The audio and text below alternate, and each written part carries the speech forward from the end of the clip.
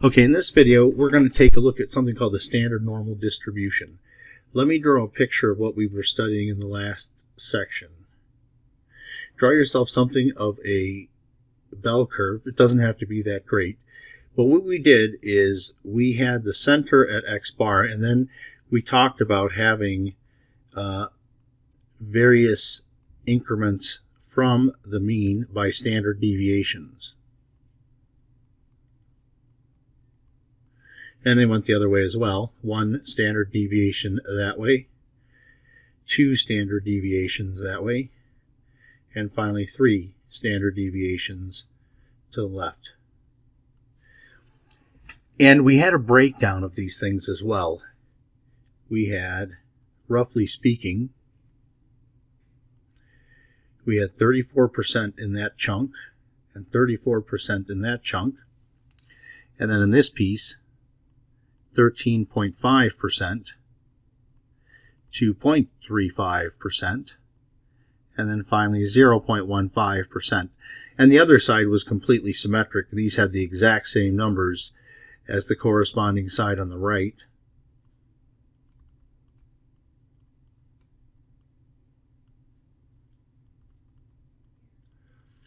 Well, the standard normal distribution has these properties. It will have x bar will equal 0 and s will equal 1. This is called the standard normal distribution. And of course, the curve looks just like all of the other ones.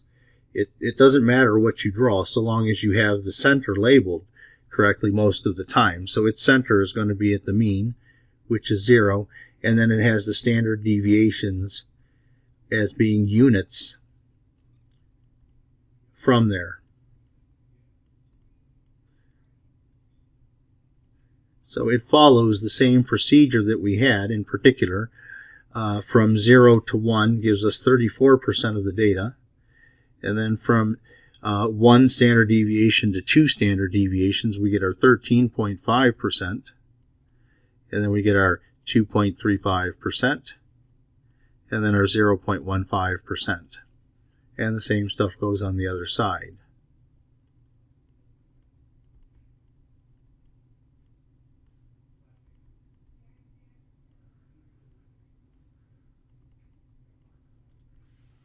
So we're going to study the properties of this table, because what's going to happen is this. We're going to give you a problem like the first one. However, then we're going to use something that will mold it into this shape, and then we'll be able to use a table of values to figure out our probabilities. And we'll talk about what it is that does this. It's something called the z-score. So let me come up here for a second. The center is x bar. This stuff at the top where you see x minus x bar, it literally shifts the graph to 0 from x bar. So the center is now 0 after that mechanism. Then if you divide by the standard deviation, it will force the shape of the graph to have a standard deviation of 1. And so these will each be 1 whole unit away from 0. And of course that allows us to use the table. Let me start with an example first. This thing that I'm going to use is called a z-score, and this example is meant to show you how it works.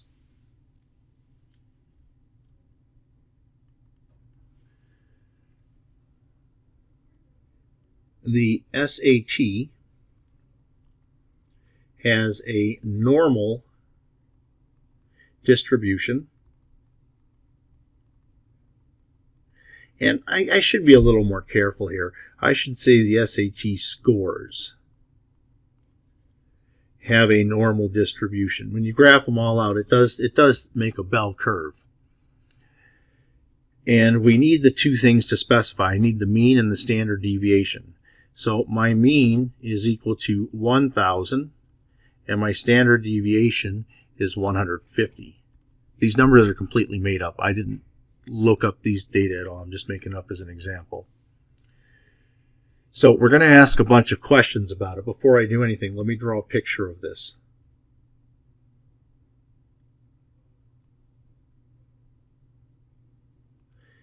So we have a mean of 1,000. Our first standard deviation is at 1,150. Then we have 1,300. And then way out there, and the last piece is 1,450. So you're going in increments of 150, 850, 700, 550. And the breakdown is like that. So we don't need to know the individual percentages. We're going to use the table for that. So I'm going to ask a series of questions here about it. What percentage of students scored less than 900? So when you look at our picture, 900 is not on a spot where one of the standard deviations is. As a matter of fact, it falls between them. You would have had 1,000, which is our mean. I think our first standard deviation is 850.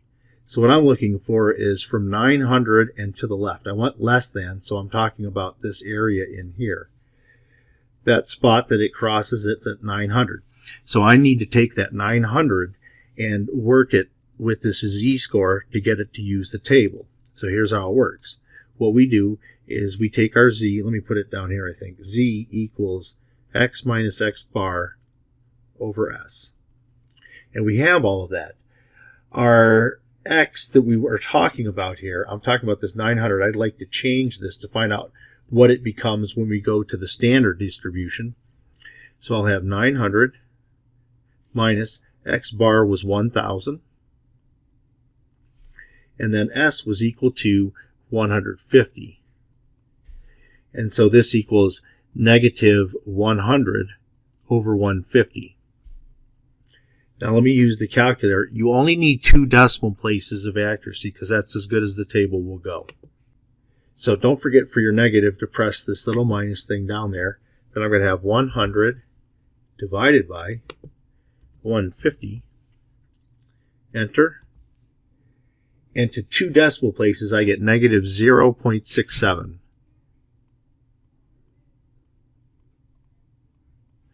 Now we go to the normal table. Well, wait. Before I do that, here's what has happened to it. After the z-score is done, this is what we've got.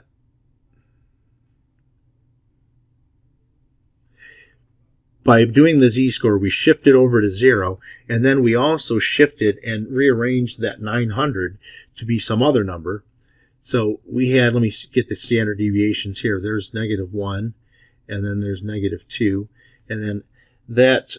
Actually, where is that 900? That 900 is between 0 and negative 1. So if I modeled the picture like that one, right there would be negative 0.67, and we're talking about this area to the left of it. Let me bring up the normal distribution table. All right, I've pulled up the table that we have from the textbook.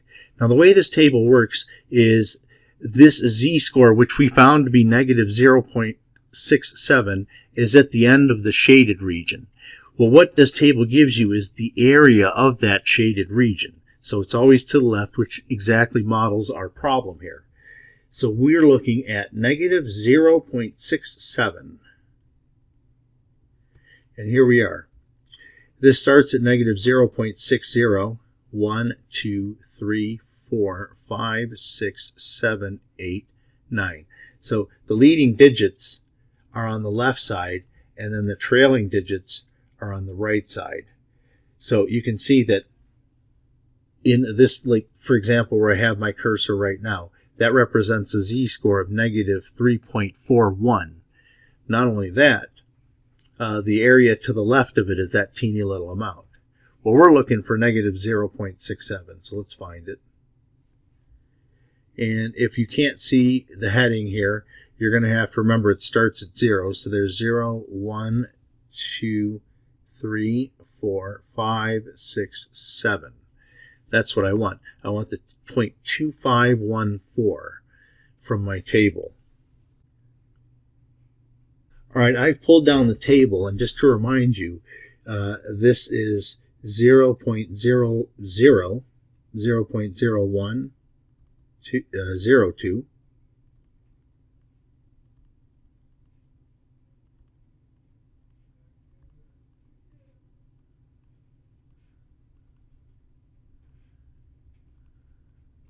Now we wanted negative 0.67. So that's this guy right here. So the way I can write it is this: the probability that, if you want to answer the original question, you might want to say this: the probability that x was less than 900 equals 0.2514. Notice that you automatically have 4 decimal places of accuracy with that table. And depending on how the answer is required of you, you may also want to write it as a 25.14%. Just to cement the ideas in our brains, this area right here, this shaded area, is 25.14%, is that entire area. That's the entire shaded area. Also, that's the same as this. 25.14% is the same as that shaded area. So that's how you get the area. Now, as a second example, what percentage of students scored more than 900? Notice the way I answered the last question. I said the probability that x was less than 900 was equal to a certain number, 25.14%. And it doesn't matter to me if you think of it as a probability or the percentage of students that did it. It really, in the end, is the same exact answer. What we have here is the probability is that x is greater than 900. Notice that it's the opposite of the previous one. So this is going to equal 1 minus the probability that x is less than 900. So that's 1 minus 0.2514, which equals 0.7486, or 74.86%. What percentage of students scored between 800 and 1200? Well, for this, let me draw a picture again of the actual situation that's given to us. So the mean was 1,000. 1200 is over here somewhere. Then 800 was over here somewhere. Now the markings, the one marking was at 850, and another marking was at 1150. The reason I mention that, this is the original problem itself. I put those in there just to show you that we don't land on good spots. So let me erase them out of there because they're sort of in the way. What I really want is between 800 and 1200. So we are going to have to use the table, and what I need is a z-score for each of those numbers. So for 800, my z-score is 800 minus 1,000 all over 150. So that's negative 200 divided by 150. Don't forget your little negative. 200 divided by 150. We get roughly negative 1.33. If you're thinking ahead or trying to look for patterns, there's one easily available to you here. The z-score for 800 is the negative of the z-score for 1200 because they are the same distance from the mean on either side of it. So the 1200, I don't even have to bother with it. I already know it's going to be a z-score of 1.33. So this transforms our picture to this following one.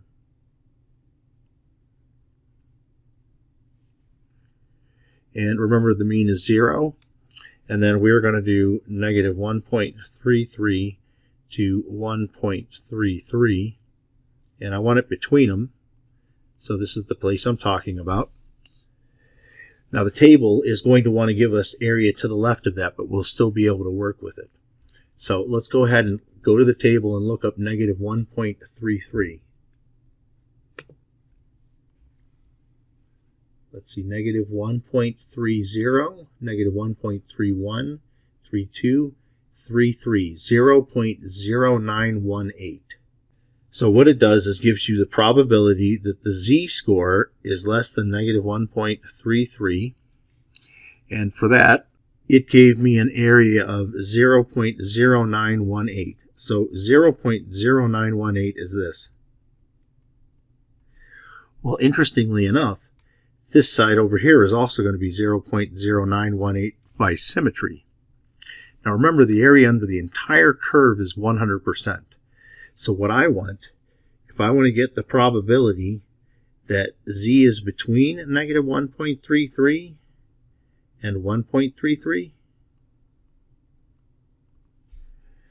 then I'm going to take 100% or 1, and I'm going to subtract off this piece and this piece. So I'm going to subtract off twice one of them. So I'm going to do 1 minus 2 times 0.0918. And let's see what the calculator gives us for that.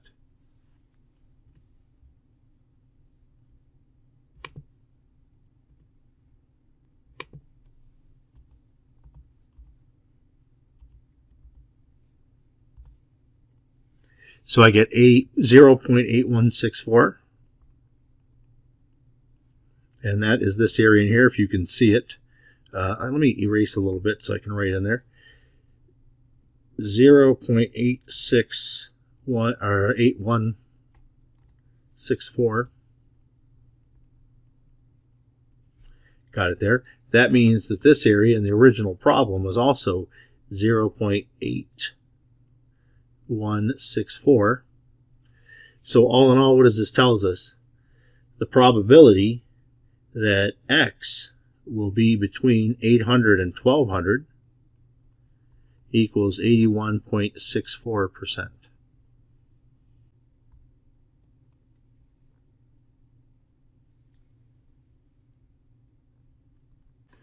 All right, I've picked a problem from the book. The rest of the problems, or at least most of the problems in this section, deal with just working the standard normal table. But they'll give you something like this.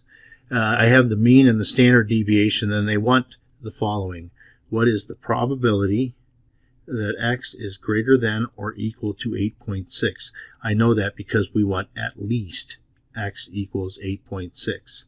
So at least means greater than or equal to. So when we draw a picture of the situation here, make note of the mean, which is 12.3. And then make use of the standard deviation marks. So one standard deviation is 5.4. That means I don't see the next one until 17.7. That is a long ways off. And then similarly, I see one at 6.9. Now they want at least an 8.6. So an 8.6 is somewhere over here between 6.9 and 12.3. Let's call that 8.6. And at least means they want the area to the right of it, which is not a big deal because we're going to get, the table will give us the area to the left, and then we can just subtract from 100 to get us that piece. So let's first convert to the z-score. So z equals x minus x bar over s. X that we're interested in is 8.6. X bar was 12.3. And then s was equal to 5.4. Let me go ahead and let the calculator do that for me. I'll start a parenthesis so I can get the numerator in there. 8.6 minus 12.3. Finish the parenthesis and then divide by 5.4. Enter. And we have negative 0.69. So it's roughly equal to negative 0.69. Now let's go to the table. Well, I had it. Oh, wait, it's over here. Let me look at negative 0.69. Here we are at the same row we were before, so negative 0.6. I'm going to have to go all the way to that row to find me 0.2451. 0.2451. So the probability that z is greater than or equal to negative 0.69 equals 0.2451. Made a mistake. Remember, the table gives you to the left, so the table gives me this. So the area inside of this white space, let me get rid of that line just so we can use it. The area in this white space here is equal to 0.2451. Well, I want the area of the shaded region. So the probability that z is greater than or equal to negative 0.69, which is the question that's being asked, is 1 minus a 0.2451. That equals 0.7549, or 75.49%.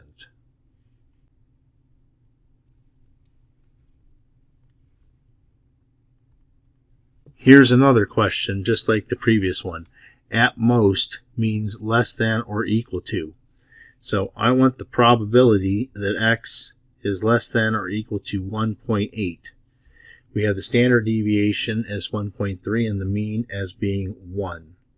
I don't know if it's said anywhere in the homework problem, but all of these problems are assumed to be normally distributed. That means if I were to graph their frequencies on, like we did before, it would take on a bell curve. So the center here is 1.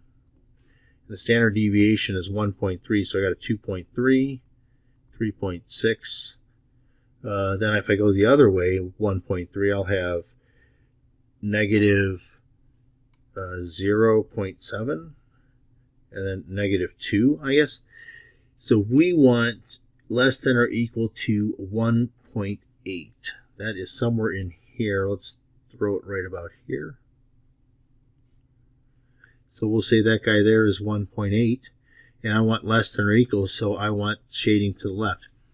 In case you're wondering if there's a difference between less than and less than or equal, there is, but not for any of these problems. So you honestly can ignore whether it's less than or equal. You will get the same answer. So anyways, I'm looking for area to the left so that this is made perfectly for the table.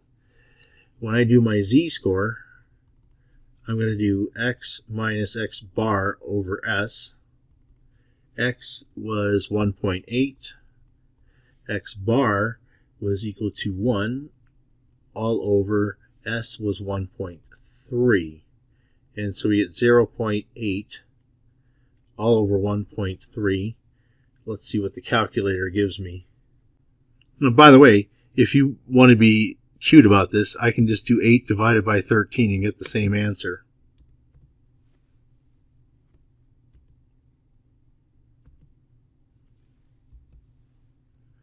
So roughly 0.62.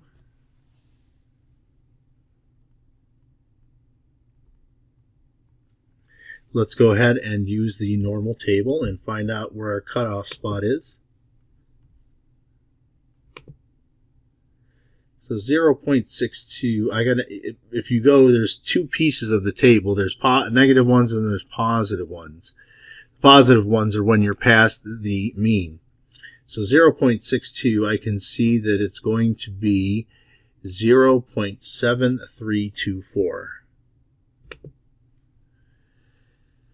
So this is going to be 0.7324. That area inside of here is exactly that. 0.7324, or of course 73.24%.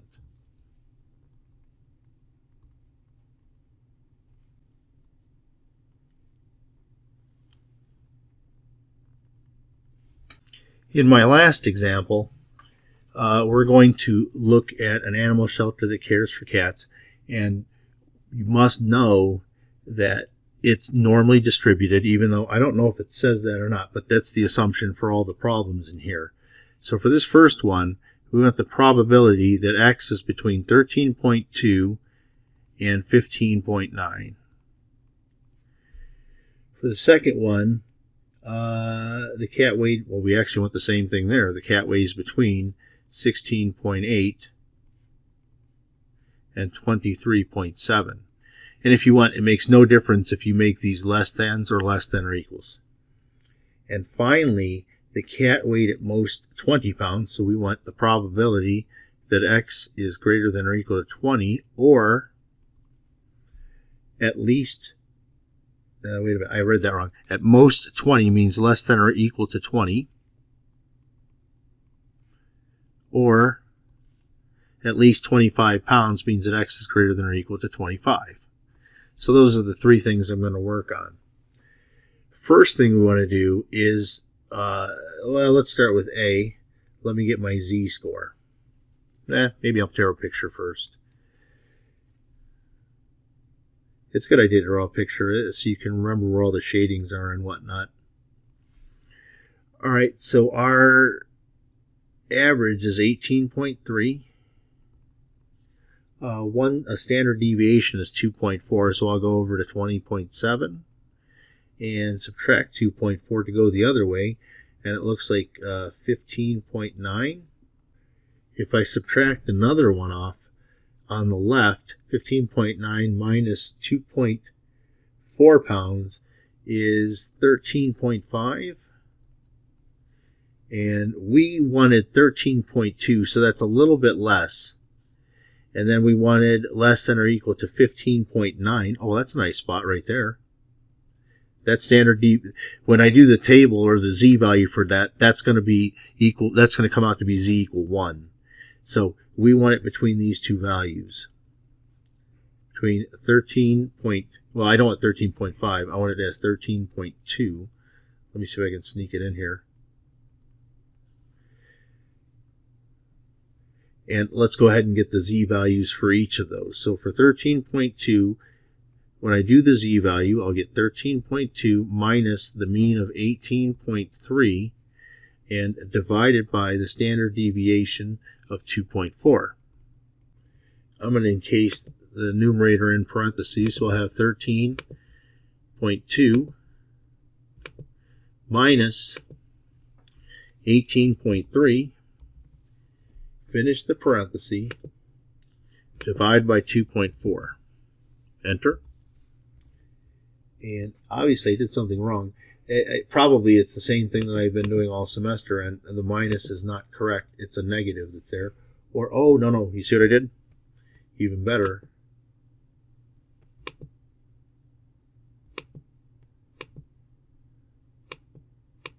I forgot to finish the parenthesis somehow.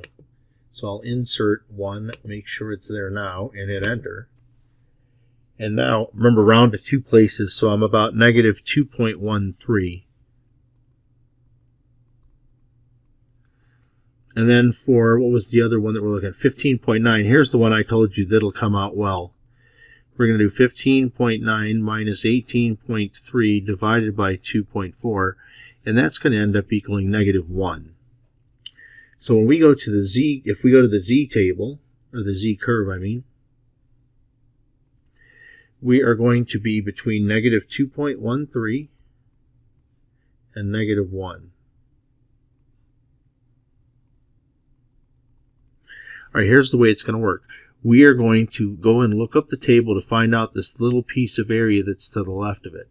I'm also going to do the same for negative 1, find out the area that's to the left of it. And then if I want my area between, I will subtract the area from the little piece off from the whole piece. So let me get these numbers.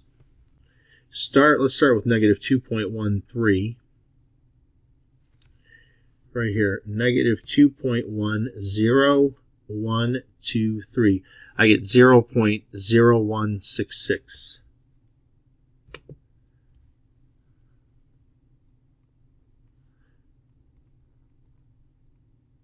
All right, so I got 0.0166 for that little tail piece.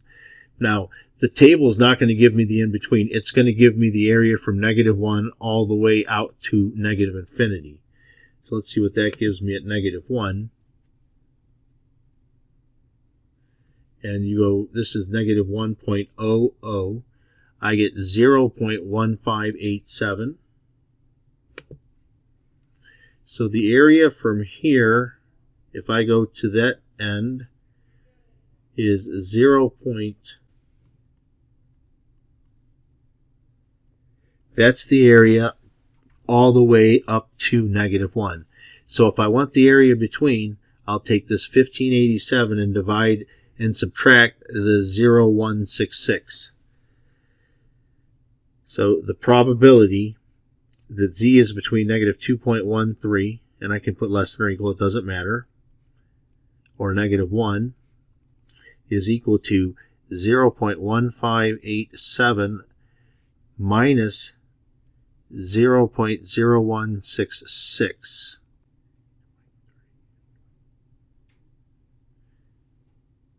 For the next problem, part B, we're looking at the probability of being between 16.8 and 23.7. So for part B, we got the probability of 16.8 is less than x is less than 23.7. And by the way, don't let me forget to do this too. When I've answered the question using the z-table, I've also answered the original question. That was the 0.1421. All right, for this one, I'm going to do the same kind of stuff as I did before. I'll draw a picture. And I guess 16.8 is to the left and 23.7 is to the right. So this is what I'm looking for, is the area between these things. And then let me get the z-scores for each of these.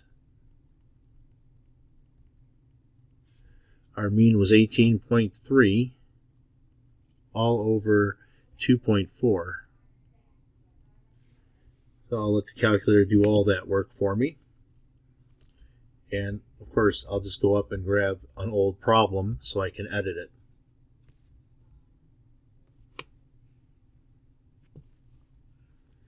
Oh, I still have the 2.4, and that's nice. And I still have the 18.3, so that's nice. All I got to do is change this to a 16.8. So I get about -0.63.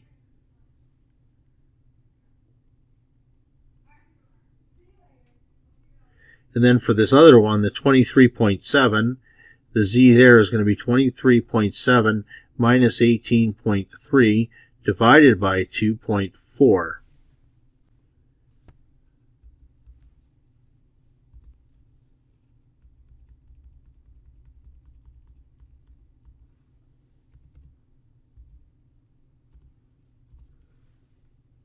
.25. This one actually equals 2.25. So this problem changes into the following problem in our realm. I'm going to go from -0.63 up until 2.25. Notice that neither of these numbers falls right on a standard deviation mark. All right, well, what I'm going to do is use the table to tell me this area in here, and then I'll also use the table to tell me the area to the left of 2.25 and then subtract just like the first time.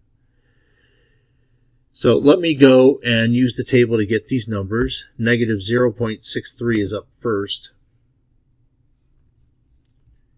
Here's 6, 0, 1, 2, 3. So 2643. That's the area in here.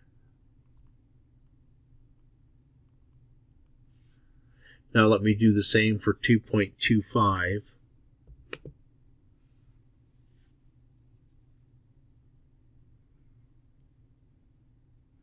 Don't forget there's 2 pages of this stuff. All right, let me see, what was my number again? 2.25? Yes, 2.25. 2.20, 1, 2, 3, 4, 5. 9878. So remember, that's the area from that endpoint to negative infinity. That was 0.9878. So as before, all I want to do is take this area and subtract off that piece, and what will be left with is the stuff in the middle. So the probability that z is between negative 6.3 and 2.25 equals 0.9878 minus 0.2643, which equals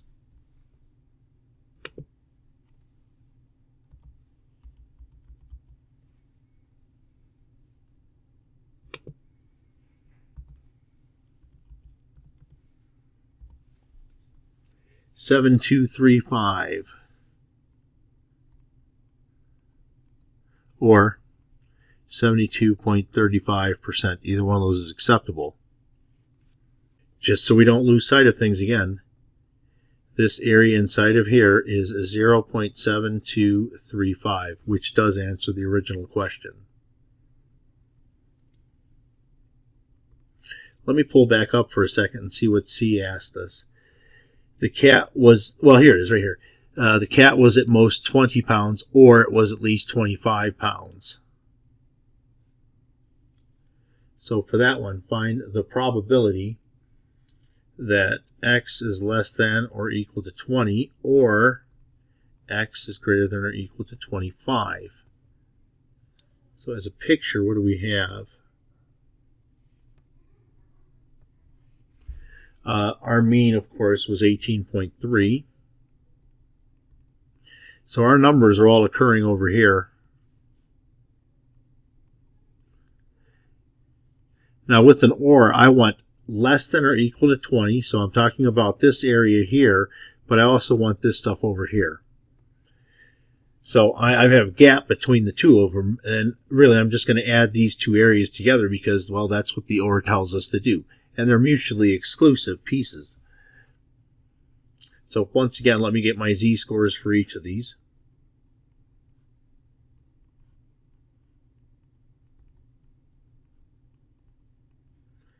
So I have 1.7 all over 2.4. So I'll just do 17 over 24.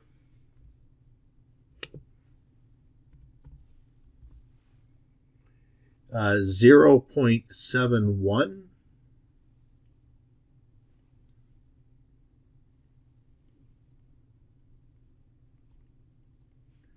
And then for 25, my z looks like 25 minus 18.3 over 2.4, which equals, here we're going to have, it looks like 6.7 all over 2.4. So 67 divided by 24. Enter. Roughly 2.79. Let me draw the picture in Z-land. Both of these are to the right of the mean, so I've got my 0.71 and I got my 2.79. There's really not a lot of area over there, but there is a lot of area on this side, a little more than 50% in fact. Let's go ahead and first get this shaded region to the left of 0.71, and we can read that directly from the table. So 0.71, the area there is 0.7611.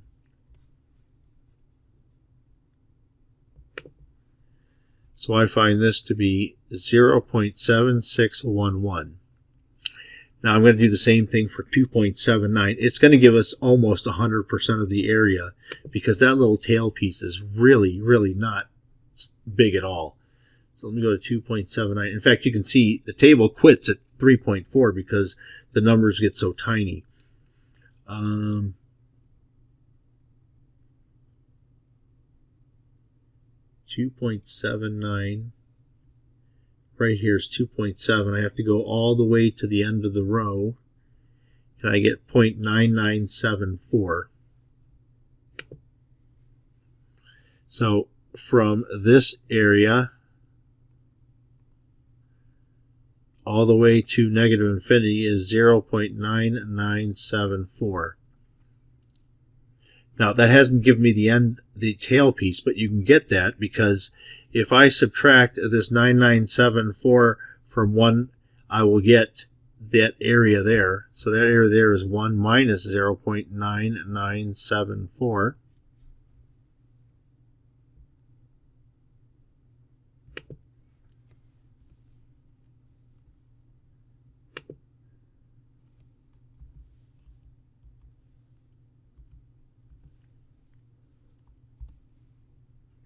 (0.0026).